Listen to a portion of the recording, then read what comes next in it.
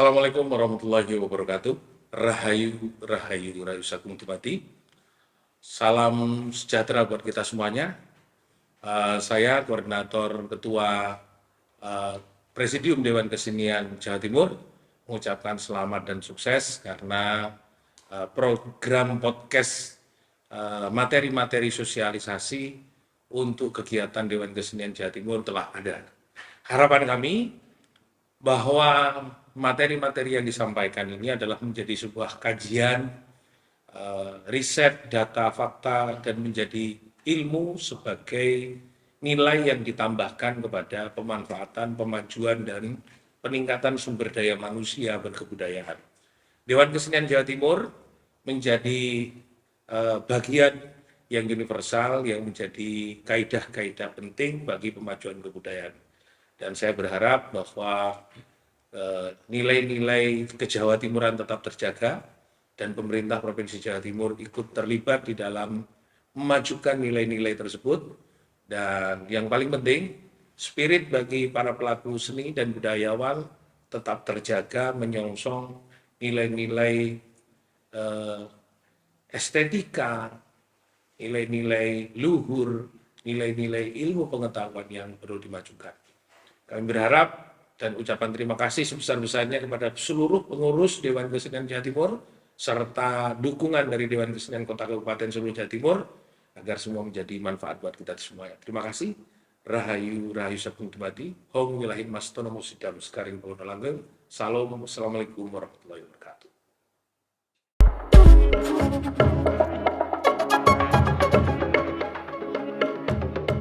Assalamualaikum warahmatullahi wabarakatuh. Salam budaya, rahayu, rahayu, rahayu.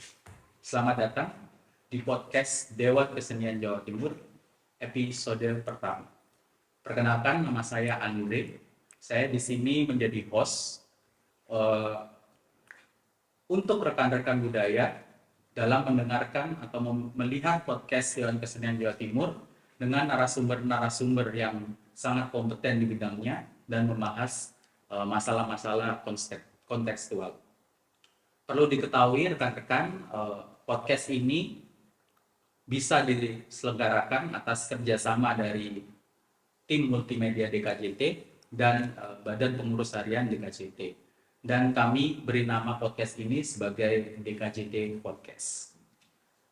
Pada episode pertama ini, kita akan membahas mengenai posisi Dewan Kesenian Jawa Timur dalam implementasi UU Kemajuan Kebudayaan. Nah, untuk diketahui sebelumnya, Dewan Kesenian Jawa Timur adalah lembaga publik partner pemerintah Provinsi Jawa Timur yang merupakan representasi dari persoalan, kepentingan, dan partisipasi kegiatan berkesenian di Jawa Timur. Tentu adanya UU nomor 5 tahun 2017 ini menjadi sebuah hal yang penting bagi eksistensi Dewan Kesenian, khususnya Dewan Kesenian Jawa Timur.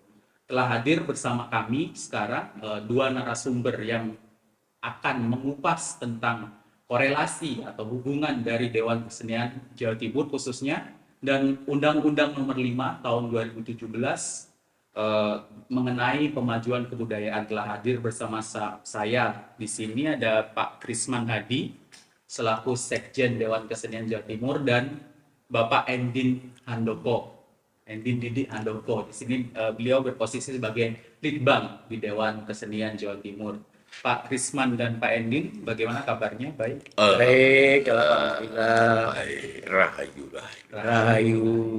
Kita langsung saja di pertanyaan yang pertama untuk Pak Krisman dulu, karena ini sangat organisasional.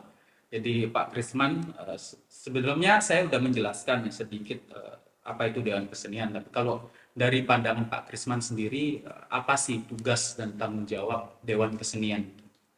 Monggo Pak Krisman. Ya, ya kalau ngomong soal tugas dan kewenangan Dewan Kesenian ya sudah barang tentu tergantung pada dasar hukumnya. Nah, kalau kan Dewan Kesenian Jawa Timur ini kan dasar hukumnya kan SK Gubernur ya. Jadi di situ kan terlihat tupoksinya. Nah, tapi kan kaitannya yang signifikan itu kan kaitannya dengan Undang-Undang Kemajuan Kebudayaan. Nah, saya kira memang Undang-Undang Kemajuan Kebudayaan itu baru diundangkan tahun 2017, Undang-Undang Nomor 5 tahun 2017. Nah, sedangkan eksistensi Dewan Kesenian di seluruh Indonesia, termasuk juga Dewan Kesenian Jawa Timur kan jauh-jauh hari sebelum ada Undang-Undang Kemajuan Kebudayaan. Jadi Dewan Kesenian Jawa Timur itu didirikan pada tahun 91 misalnya. Dewan Kesenian Surabaya misalnya pada tahun 71 misalnya. Itu jauh-jauh hari, sudah rentang waktunya sudah hampir 50 tahun lah kalau DKS. Kalau dari tahun 91 ya sudah lebih dari 20 tahun.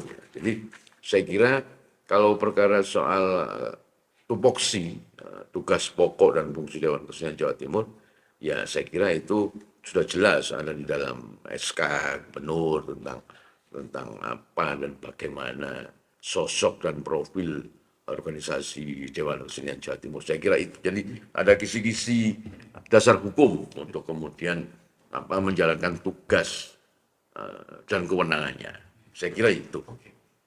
Selanjutnya masih nyambung nih Pak Krisman. Tentunya dalam menjalankan tugas atau kerja dari Dewan Kesenian pasti ada hubungan dengan pemerintah gitu ya.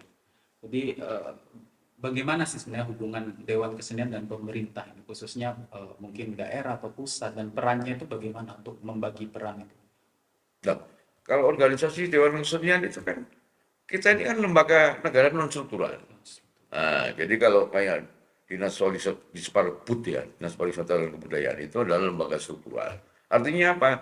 Lembaga struktural itu punya jalur koordinasi, punya jalur hierarki. Ya, misalnya kalau di sini ada kepala dinas itu bertanggung jawab pada gubernur, kemudian ada menteri pendidikan dan kebudayaan, ada presiden gitu ya. Nah, tapi kalau Dewan Kesenian Jawa Timur itu meskipun tahu dasar hukumnya itu adalah Imendagri 5A 93, kemudian lebih diperjelas lagi dengan SK Gubernur, tapi secara kelembagaan karena Dewan Kesenian itu lembaga non struktural maka lebih punya kemandirian untuk mengimplementasikan kegiatan-kegiatannya. Jadi hubungan lembaga non struktural dengan lembaga struktural itu tidak dalam kerangka hubungan hierarkis, tapi di dalam kerangka hubungan koordinatif.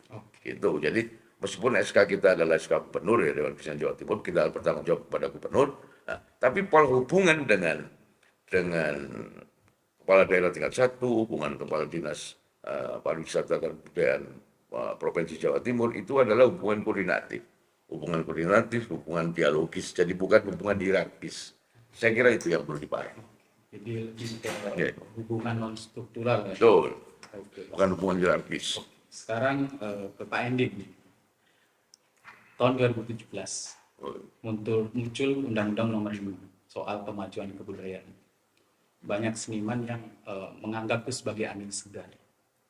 Jadi Pak Endi ini sudah melalak buana dalam membantu pemerintah daerah, komunitas, dan lain sebagainya mengimplementasikan beberapa intisari atau beberapa program yang berlandaskan dari Undang-Undang Nomor 5 tahun 2017.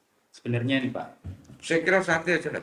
iya. Ojo koyo kemudian dia kayak kuliah, mana pendidikan sekolah, santai aja. Nek perlu dia ono kopi nanti, Santai aja Pak. Yo situasinya kok kayak situasi belajar mengajar kan sekolahan. Oke. Ojo. Ya, Intisari dari Undang-Undang Nomor 5 tahun 2017 ini apa Pak Endi? Apa yang baru oke. kira-kira? Pertama kita ngawal dulu ya, ngomong masalah pemajuan kebudayaan yang ditetapkan bulan April.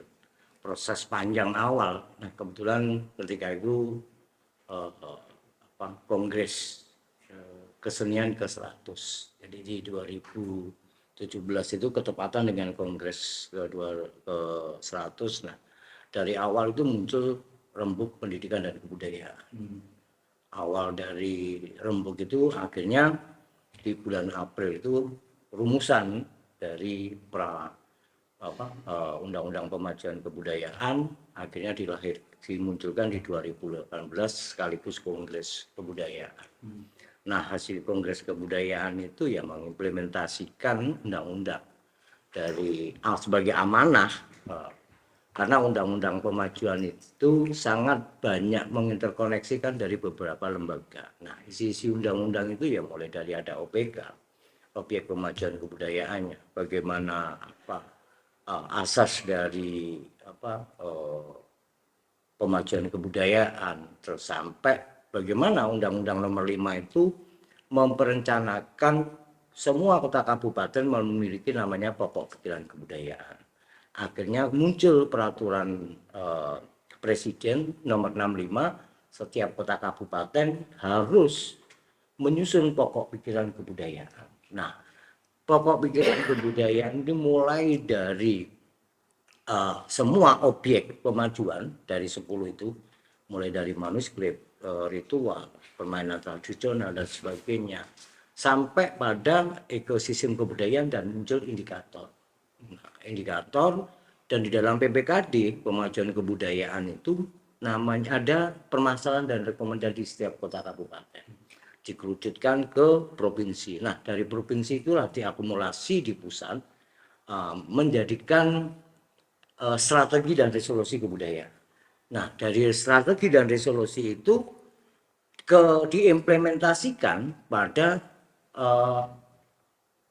implikasi dari resolusi dan strategi itu ada namanya Platform Indonesiana. Terus Desa Berhulu Kebudayaan. Sampai dengan di milenial dengan dikemas adanya kemah budaya. Nah, semua itu berdasarkan dari awal Undang-Undang Pemajuan Kebudayaan, dan kebetulan Undang-Undang Kebudayaan itu di tahun 2018 ditindaklanjuti dengan adanya SK bersama. Karena kebudayaan ada di desa, yang punya kebudayaan dirjen, SK 3 Menteri, mulai dari Kemendagri, bagaimana meregulasikan kebudayaan untuk pemutakhiran PPKD tadi. Nah, sebenarnya usul. Nah, kembali pada Undang-Undang Pemajuan. Dengan adanya Undang-Undang Pemajuan itu sebenarnya sangat strategis dan sangat diuntungkan, dan kita berterima kasih dengan adanya sekarang ada penetapan dan dimunculkan Undang-Undang Pemajuan Kebudayaan, yang mana dengan adanya Undang-Undang Pemajuan Nomor 5 2017 yang ditetapkan bulan April, satu, memunculkan yang namanya lembaga adat desa yang berkebudayaan di desa. Itu yang dari efek dari itu. Nah, Kemendagri juga membuat namanya aturan pengarusutamakan bagaimana pentingnya urgenisasi pokok pikiran kebudayaan daerah. Karena pokok pikiran kebudayaan yang disusun oleh kota kabupaten sampai ke provinsi itu merujuk pada yang namanya dokumen. Bagaimana perencanaan pembangunan itu nanti berdasarkan pemajuan kebudayaan. Mungkin itu, Mas. Oke. Baik, Pak Ending tadi sudah menjelaskan bagaimana Undang-Undang Nomor 5 tahun 2017 ini diimplementasikan secara komunitas, terutama di desa. Sekarang Pak Krisman nih, kembali lagi. Oh, iya. Pak, gimana ini posisi Dewan Kesenian, khususnya Dewan Kesenian Jawa Timur dalam mengimplementasikan Undang-Undang Nomor 5 tahun 2017? Saya kira dengan adanya Undang-Undang Pemajuan Kebudayaan, kemudian ada Perpres 65 tahun 2012 tentang PPKD, kemudian ada Permendikbud 45 2018 tentang tata cara penyusunan pokok pikiran kebudayaan daerah, kemudian ada Perpres 46 tahun 2018 tentang penyusunan strategi kebudayaan. Saya kira kalau saya teliti betul background dasar hukum Undang-Undang Pemajuan Kebudayaan beserta peraturan turunannya, posisi Dewan Kesenian itu tak lebih hanya pelengkap penderita, bukan unsur utama, hanya pelengkap penderita. Kenapa saya bilang pelengkap penderita? Jadi kata-kata Dewan Kesenian itu hanya dicantumkan satu kali di dalam Permendikbud 45 tahun 2018 pada pasal 9 ayat 3 huruf C. Dikatakan di situ bahwa salah satu pemangku kepentingan objek pemajuan kebudayaan itu adalah Dewan Kesenian Daerah. Hanya satu kata. Kalau kita baca kemudian tentang Permendikbud 46 tahun 2018 tentang tata cara penyusunan strategi kebudayaan, tidak ada satu kalimat pun yang menyebut tentang Dewan Kesenian. Tidak ada.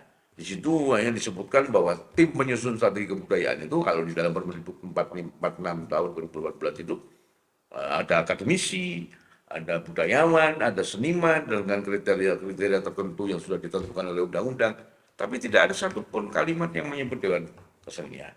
Oleh karena itu saya kira Undang-Undang Pemajuan Kebudayaan itu menjadikan Dewan Kesenian itu hanya sebagai sekedar pelengkapan derita.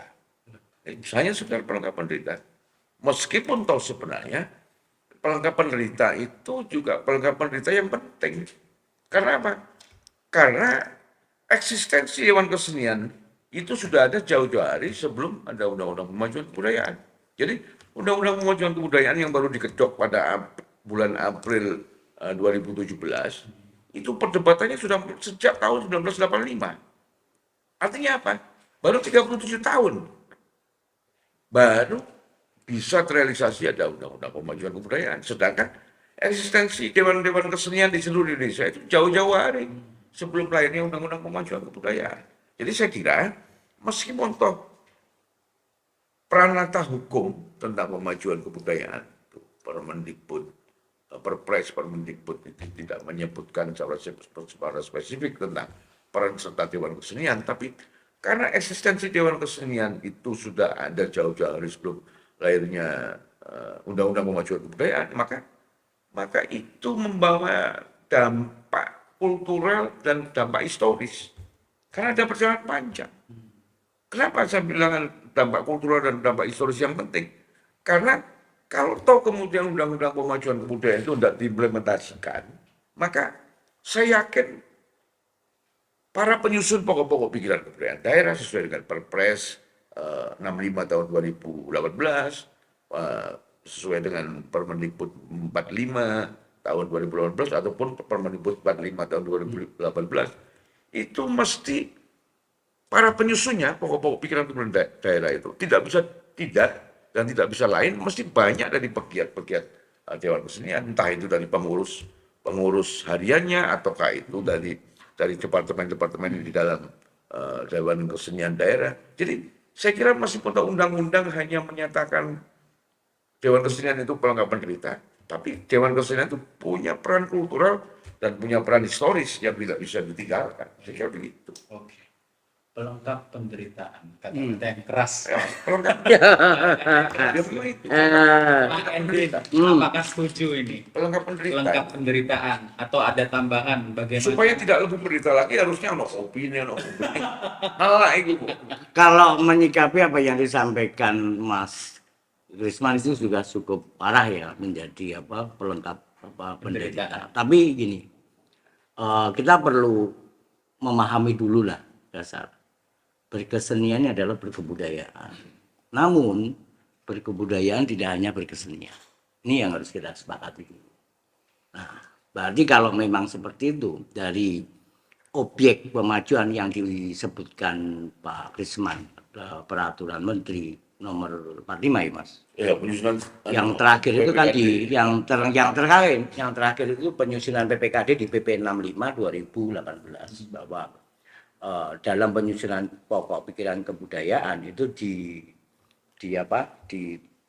pasal berapa itu keterlibatan Dewan Kesenian atau Dewan Kebudayaan.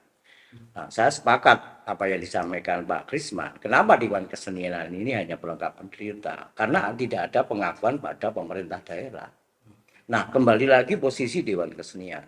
Dewan Kesenian ini dengan SK Imendagri Imen 5A 93 bahwa Dewan Kesenian ini bukan NGO, bukan ormas, bukan yayasan. Nah, tadi disampaikan Bang Krisman terkait tentang LSN. Bagaimana LNS, lembaga non struktural. Nah, tapi Dewan Kesenian ini dibentuk dengan adanya Dewan Kesenian berakte, ini menjadikan Dewan Kesenian perkumpulan, bukan lagi menjadi struktural ya Pak, hierarki. lembaga struktural. Ini Dewan Kesenian ini tidak boleh berakte.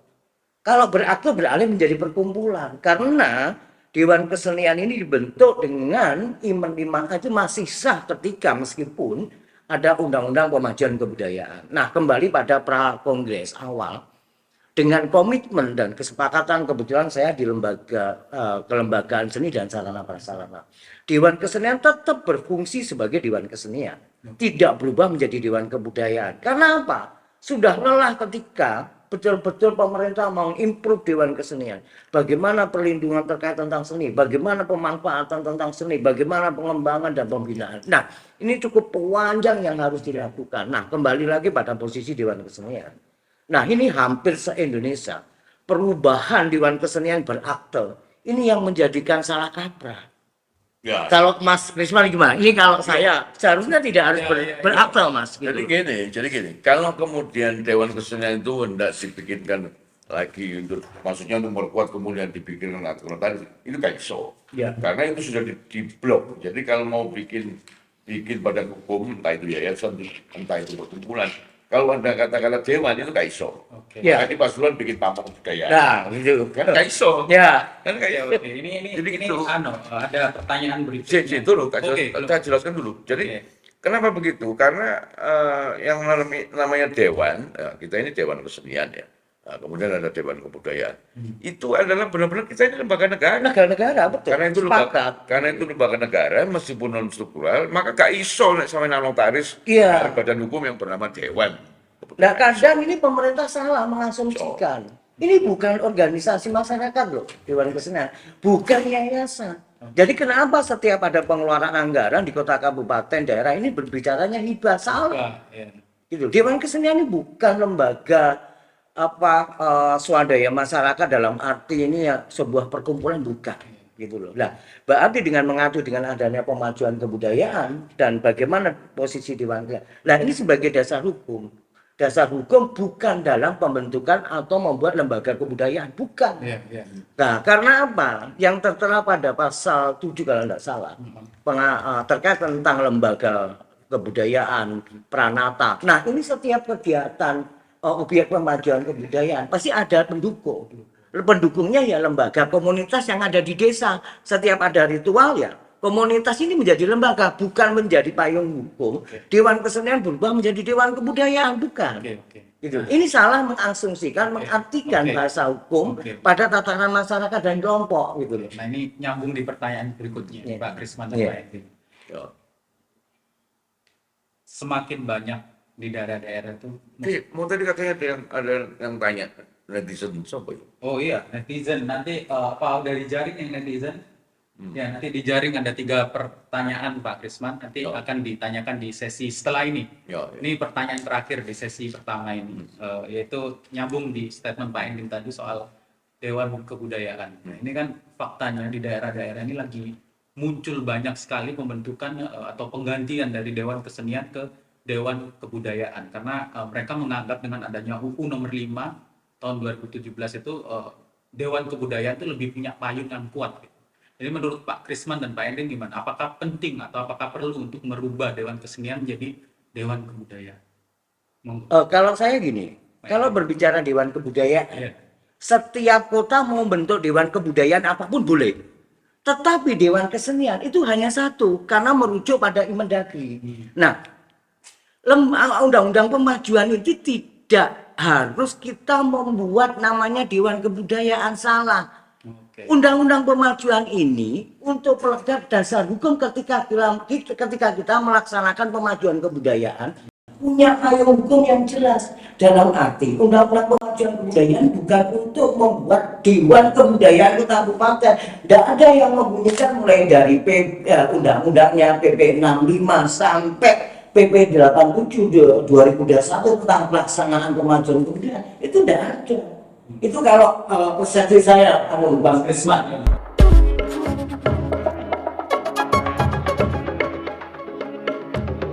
Baik, sangat menarik sekali. Ini nyambung statement terakhir dari Pak Endin Didik ini ya.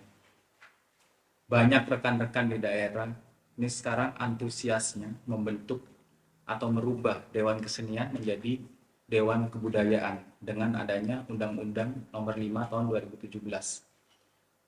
Mas Krisman dan Pak Endin, apa itu penting merubah atau membentuk lembaga baru atau yang disebut dengan Dewan Kebudayaan karena mereka mencari payung hukum yang lebih kuat. Oke. Mana? Saya dulu Mas. Monggo. Iya. Kita perlu menyepakati dan memahami ya. Kalau kita dasar dari berkesenian adalah berkebudayaan, berkebudayaan tidak hanya berkesenian. Nah, apakah perlu Dewan Kesenian berubah menjadi Dewan Kebudayaan? Nah, saya cerita sedikit. Kebetulan di pra-kongres sampai kongres, kebetulan saya di perumusan lembaga dan sarana prasarana, yaitu di Indonesia ada 6, Jawa Timur salah satunya yang mewakili saya. Nah, Dewan Kesenian ini posisinya tetap menjadi Dewan Kesenian. Karena di dalam Undang-Undang Pemajuan Kebudayaan Nomor 5 tahun 2013 itu tidak ada yang mengatur terkait tentang pembentukan Dewan Kebudayaan, pembentukan lembaga kebudayaan. Nah, itu hanya sebagai tata cara berpedoman untuk sebagai dasar melaksanakan kegiatan pemajuan kebudayaan. Entah itu manuskrip, entah itu ritual dan sebagainya, itu dilindungi oleh Undang-Undang Pemajuan Kebudayaan. Bukan bentuk dari kelembagaannya. Nah, ini yang perlu dipahami. Nah, ini yang salah diasumsikan oleh kota kabupaten, terutama di kepala daerah. Karena ketidaktahuannya menjadi sebuah kesalahannya. Bukan harus membentuk Dewan Kesenian Kebudayaan dan Dewan Kesenian akhirnya ditinggal. Nah, ini banyak yang terjadi seperti itu. Nah, Dewan Kesenian itu dari awal sudah muncul apa yang tadi sudah disampaikan Mas Krisman. Jadi sebelum adanya undang-undang Dewan Kesenian ini sudah muncul dengan adanya Inmendagri. Nah, dalam PP 65 yang terakhir yang terakhir sebelum PP 45, sebelum PP 41. Nah, keterlibatan Dewan Kesenian, garing Dewan Kebudayaan ini tidak harus berubah. Karena apa di Indonesia? Sebelum ada Undang-Undang Pemajuan Kebudayaan sudah ada peraturan terkait kebudayaan. Contoh Jogja. Kenapa Jogja itu harus ada Dewan Kebudayaan? Karena mengacu pada peraturan yang sudah dibuat oleh gubernur atau gubernur Jogja dan sebagainya. Nah, tetapi di kota kabupaten saya ulangi lagi, Undang-Undang Pemajuan Kebudayaan ini bukan untuk membentuk Dewan Kebudayaan, bukan. Ini sudah salah kaprah gitu loh.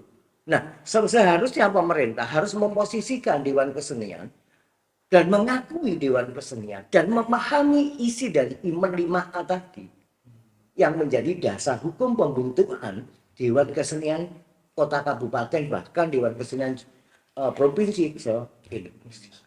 Mungkin Mas Krisman. Ya, saya kira yang perlu digarisbawahi tadi statement sampean tadi bahwa ketika berkesenian itu sudah pasti juga Berkebudayaan. kegiatan kebudayaan. Tapi kemudian kegiatan kebudayaan itu tidak hanya kegiatan kesenian. Jadi saya kira itu adalah segmentasi yang perlu dipahami. Jadi kaitan dengan eksistensi lembaga Dewan Kesenian. Dewan Kesenian itu kan punya legitimasi kultural, punya legitimasi historis ya. Jadi punya kesejarah yang panjang lah ya.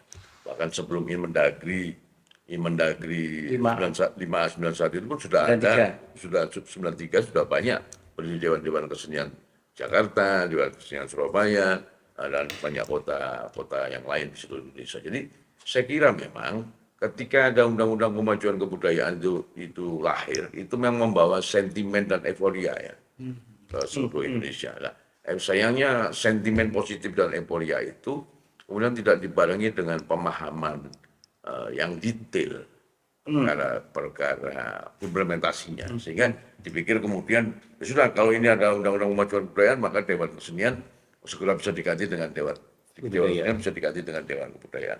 Saya kira itu kan langkah yang menurut saya agak sembrono lah, karena betul seperti Mas tadi bilang bahwa di dalam Undang-Undang Pemajuan Kebudayaan beserta segenap peraturan turunannya, Perpres 65 tahun 2018, Permendikbud 45 2018, Permendikbud 46 2018 tentang strategi kebudayaan, tidak ada satu kalimat pun yang secara imperatif kalau kita ngomong dasar hukum memerintahkan untuk membentuk Dewan Kebudayaan. Itu artinya apa? Itu artinya bahwa sebenarnya walaupun toh tadi saya bilang Dewan Kesenian itu hanya diposisikan sebagai pelengkap penderita karena hanya disebut satu kalimat, karena hanya disebut secara satu kalimat di dalam pasal 9 ayat 3 huruf C Permendikbud 45 tahun 2018. Tapi artinya apa? Karena tidak ada imperatif, tidak ada perintah untuk membentuk Dewan Kebudayaan, artinya konstelasi dan tata hukum tentang Undang-Undang Pemajuan Kebudayaan itu adalah mengakui legitimasi kultural dan legitimasi historis Dewan Kesenian. Begitu, sehingga kalau kemudian ada beberapa daerah yang kemudian tiba-tiba karena euforia kemudian membentuk Dewan Kebudayaan, saya kira itu di samping sembrono juga tidak memahami esensi tentang tata hukum. Di samping sembrono juga tidak memahami esensi tentang tata hukum. Karena tidak ada instruksi membentuk Dewan Kebudayaan. Karena itu, jadi saya kira kawan-kawan Dewan Kesenian di seluruh Indonesia, terutama di Jawa Timur, perlu memahami ini bahwa Mendagri 5A 93, kemudian ada Undang-Undang Pemajuan Kebudayaan tahun 2017, itu tidak kemudian meniadakan peran Dewan Kesenian, tidak. Betul. Malah Perannya sangat penting Dewan Kesenian. malah melegitimasi, memberikan legitimasi yang bertambah kepada Dewan Kesenian. Sebab punya sejarah yang lebih panjang. Saya kira begitu. Oke, nambahin sedikit ya, nambahin sedikit bahwa Dewan apa yang disampaikan Mas Krisman, malah justru Dewan Kesenian ini sangat tugas dan mengimplementasikan dari undang sangat berat. Nah, kenapa? Dari 10 OPK satunya adalah seni. Seni ini yang 9, semua berkaitan dengan seni. Nah, tugas dan kewenangan yang dilakukan terkait Undang-Undang Pemajuan Kebudayaan dan peran dari Dewan Kesenian ini sangat penting di Undang-Undang Pemajuan Kebudayaan.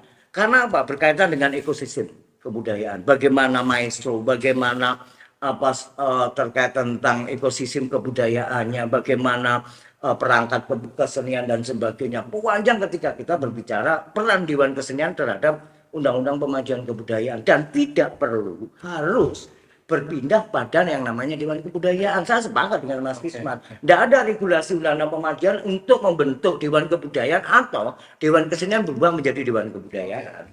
Oke, ini sebelum semakin seru, tim sudah menjaring pertanyaan dari netizen di media sosial. Ini udah ada beberapa pertanyaan yang dihimpun oleh tim.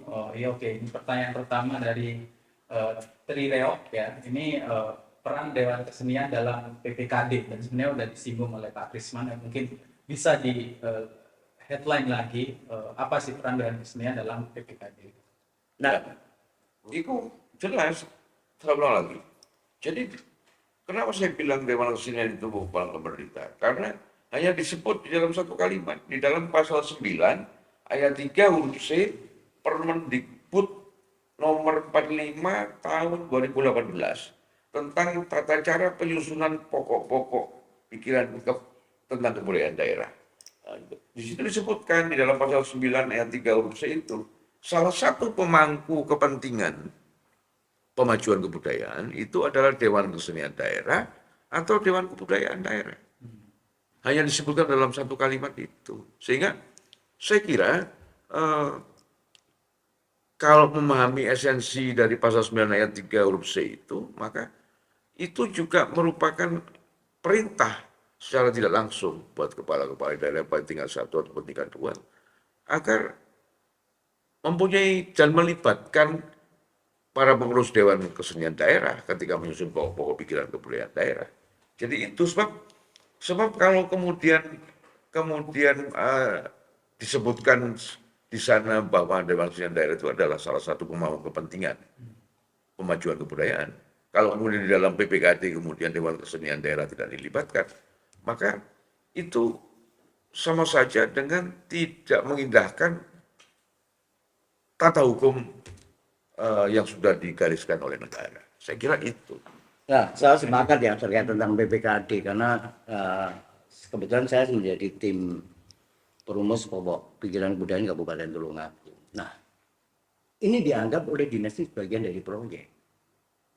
Jadi kenapa tidak keterlibatan Dewan Kesenian Kota Kabupaten dalam penyusunan ini? Bahkan di dalam PP 65 itu jelas keterlibatan Dewan Kesenian garing Dewan Kebudayaan dalam menyusun pokok pikiran kebudayaan sampai implementasi ke pemutakhiran pokok pikiran kebudayaan setiap tahun dilaksanakan. Nah, ini sebenarnya peran Dewan Kesenian. Nah, sekarang ini perlu ada penajaman lagi ke Dirjen Kebudayaan terkait tentang posisi Dewan Kesenian. Saya kira ini perlu ada pembicaraan tindak lanjut ketika tahun 2016 sebelum ada omongan terkait tentang undang-undang pemajuan, ada perubahan SK. SK Iman menjadi SK bersama. Nah, ini yang akhirnya terputus dengan adanya undang-undang pemajuan kebudayaan. Tetapi dalam hal ini, ketika mulai penyusunan pokok pikiran kebudayaan, ini hampir semua permasalahan di kota kabupaten se-Indonesia tidak pernah diikutkan atau disentil. Bahkan ini yang paling real. Dewan Kesenian Jawa Timur pun seharusnya Dinas Kebudayaan Provinsi melibatkan DKJT dalam penyusunan pokok pikiran provinsi. Ini yang harus dilakukan. Tetapi DKJT tidak sama sekali dilibatkan oleh Dinas Kebudayaan Provinsi. Betul nggak, Mas? Nah, ini perintah dari PP 65 2018. Saya kira memang cara berpikir dan implementasi sebuah peranata hukum itu juga memang kadang-kadang belum seperti yang kita harapkan. Belum seperti yang kita harapkan. Karena apa? Karena betul tadi Mas Yudi bilang bahwa ketika ada peranata hukum, kemudian ada perintah untuk setiap daerah baik tingkat 1 ataupun tingkat 2 untuk bikin dan menyusun pokok-pokok pikiran kebudayaan daerah, maka di dalam benak sebagian para birokrat yang menaungi kegiatan-kegiatan seni budaya itu wah ini ada proyek baru. Begitu. Jadi itu adalah project oriented, bukan program oriented. Sedangkan para pegiat di Dewan Kesenian itu kan rata-rata kita tidak bergantung hidup nih dari sini. Masing-masing punya pekerjaan masing-masing. Ada dosen, ada akademisi, ada macam-macam lah ya. Sehingga kita bergiat di dalam Dewan Kesenian, itu tidak project oriented, tapi program oriented. Artinya apa program oriented itu? Benar-benar kalau toh ada anggaran, maka itu benar-benar diabdikan, benar-benar dipergunakan untuk sebagaimana program itu dimaksudkan. Bukan kemudian semata-mata untuk kemudian mencari fee yang layak, tidak. Tapi kalau di dalam benak para pemangku kebijakan itu sudah pada project oriented, rusaknya di sana. Ya.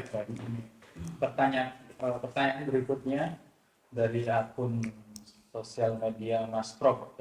Mas Prok, selama ini UU Kemajuan Kebudayaan apakah sudah disosialisasikan secara maksimal? Nah, ini saya jawab tegas belum. Karena apa? Ketika saya masuk pada sebuah komunitas atau desa se-Jawa Timur, ketika saya ngomong terkait tentang desa Berhulu, pasti saya ngomong, juga dengar nggak undang-undang pemajuan? Belum apa undang-undang. Nah, itu baru kita menjelaskan.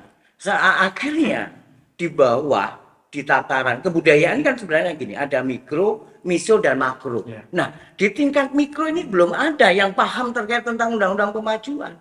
Di tingkat masuk, di tingkat kabupaten aja tidak pernah disosialisasikan bahwa undang-undang pemajuan ini menginterkoneksikan dari beberapa lembaga. Bahkan di pusat itu ada 300 lembaga yang berbicara terkait tentang kebudayaan. Karena apa? Bappenas sendiri itu RPJPMD sampai RKPD-nya berbicara sudah pemajuan kebudayaan. Nah, relokasi di bawah ini bagian peran. Bapeda pun itu tidak tahu terkait tentang undang-undang pemajuan kebudayaan. Bagaimana membuat perencanaan pembangunan berbasis kebudayaan. Nah, ini kan salah kaprah. Gitu loh. Padahal Bappenas itu mulai dari RPJPM sampai ke RKPD-nya itu berbicara pemajuan kebudayaan. Nah, kembali lagi ke sosialisasi. Sama sekali tataran masyarakat, dan ini seharusnya Dinas Kebudayaan Kota Kabupaten melakukan hal ini. Bahkan bukan hanya sekedar kelompok, bukan hanya sekedar desa, tetapi pemerintah, lembaga kepemerintahan yang ada di daerah itu ya harus tahu paham tentang undang-undang pemajuan kebudayaan. Karena apa? Semua pemerintah itu berbasis pada kebudayaan. Apakah pertanian tidak ada kebudayaan? Ada. Apakah air tidak ada kebudayaan? Ada. Nah, ketika semua lembaga pemerintah itu berbicara kebudayaan, saya kira pembangunan berbasis kearifan lokal ini akan menjadikan Indonesia menjadi sejahtera. Ya, sejahtera dan bermartabat. Bermartabat. Soal sosialisasi. Betul, karena kalau soal sosialisasi memang idealnya selain itu memakai jejaring struktural kenegaraan, ada Dinas Pariwisata dan Budaya. Seharusnya organ yang struktural seperti Dewan Kesenian itu juga diberdayakan. Jadi saya kira kalau misalnya nanti ada Dirjen Kebudayaan yang nonton acara ini, paling tidak itu di dalam di dalam item implementasi program mereka harusnya akan disebutkan bahwa salah satu pintu utama untuk sosialisasi kebijakan-kebijakan tentang kebudayaan di negara ini adalah Dewan Kesenian, harusnya begitu.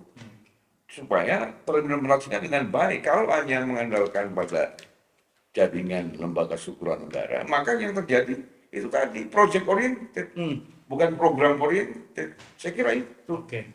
Jadi permasalahannya kompleks ya, bukan hanya sebuah angin segar bagi pelaku, pegiat dan pecinta seni budaya di Indonesia, tapi ini juga membawa permasalahan yang baru yang begitu kompleks. Tadi Pak Krisman juga ngomong bahwa andai kata Dirjen Kebudayaan menonton acara ini. Nah, ini ada pertanyaan terakhir Pak Krisman dan Pak Endin sekaligus sebagai closing statement buat narasumber, kira-kira ini rekomendasi dari para narasumber terkait posisi Dewan Kesenian dalam mengimplementasikan UU Pemajuan Kebudayaan ini ditujukan pada, mungkin tadi sudah disebut, Direktorat Jenderal Kebudayaan ya, Kementerian Pendidikan dan Kebudayaan Republik Indonesia. Saya dulu ya, nanti biar ditumpangi sama Mas Krisman di terakhir. Nah, ini sebenarnya sudah saya siapkan dari dulu ya. Ini suatu kesempatan yang sangat luar biasa ketika DKJT membuat podcast tentang hal pemajuan kebudayaan. Ini sangat menarik. Yang pertama, regulasi terkait tentang keberadaan Dewan Kesenian. Ini penting. Ya. Terus yang kedua adalah pemetaan ekosistem. Ini Indonesia, harusnya Indonesia, bukan berbicara Jawa Timur. Ya, itu yang kedua. Terus yang ketiga, infrastruktur. Nah, infrastruktur ini yang dilakukan oleh Dirjen Kebudayaan melalui fasilitas bidang kebudayaan.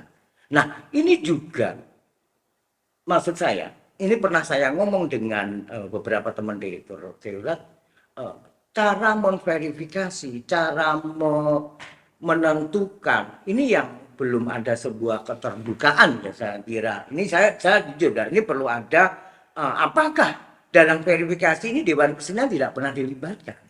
Nah, ketika berbicara perumusan lembaga sarana-sarana, itu harus berbicaranya ketika prakongres adalah Dewan Kesenian. Tetapi ketika implementasi kegiatan atau program Dewan Kesenian satu pun tidak pernah disentil ya. Bahkan merujuk pada kongres Dewan Kesenian se-Indonesia. Nah, yang kedua adalah kelembagaan dan politik anggaran kesenian. Ini nanti biar diterjemahkan oleh Bang Krisman. Nah, saya ada beberapa statement untuk rujukan ke Nah, yang paling penting adalah pendidikan kesenian. Nah, Dewan Kesenian provinsi, kota, kabupaten ini membentuk karakter anak. Ini yang paling penting ketika dasar karakter berkebudayaan dibangun mulai dari bawah.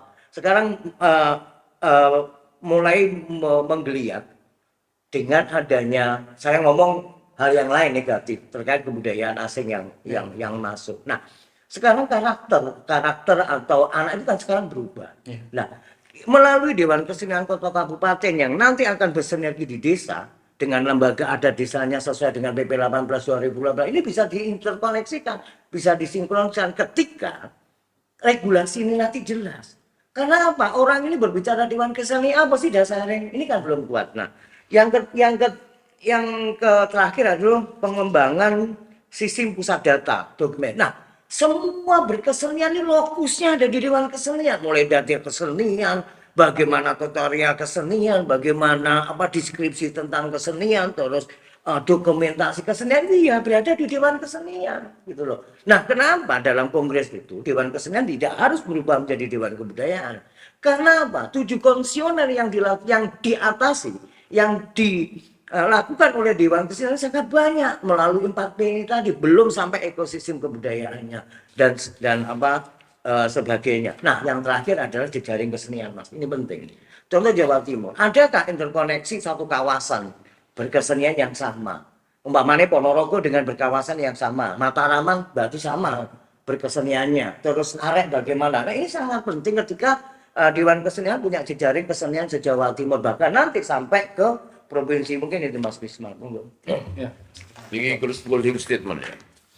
Jadi begini kalau menurut saya. Jadi kalau di dalam peranata hukum tentang Undang-Undang Pemajuan Kebudayaan, Dewan Kesenian itu hanya menjadi pelengkap pemerintah. Maka berikutnya di dalam kerangka tata sebuah bangsa, saya kira perlu ada sebuah kesadaran moral kolektif buat sebuah bangsa supaya pemajuan kebudayaan itu tidak hanya sekedar menjadi tempelan. Sebab selama ini kan Undang-Undang Pemajuan Kebudayaan itu hanya kalau di dalam tata hukum tentang pemajuan kebudayaan, Dewan Kesenian itu menjadi pelengkap pemerintah, maka di dalam tata kehidupan sebuah bangsa, Undang-Undang Pemajuan Kebudayaan itu juga hanya masih sekedar menjadi pelengkap pemerintah.